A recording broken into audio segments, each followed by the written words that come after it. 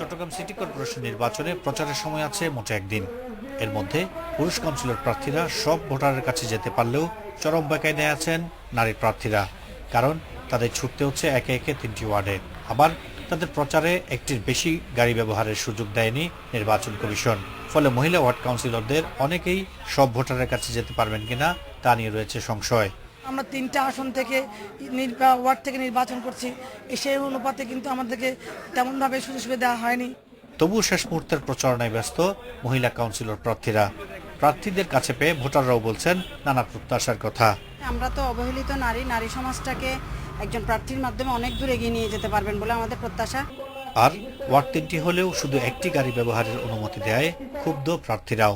প্রতিটা দুয়ারে দুয়ারে যেতে হলে 3টা ওয়ার্ডে যদি আমার 3টা গাড়ি থাকতো তাহলে আমার জন্য একটু সহজ হতো, কিন্তু 3টে ওয়ার্ড মিলে একটা গাড়ি নিয়ে আমার দৌড়ানো এবং কাছে যাওয়াটা খুব কষ্ট হচ্ছে।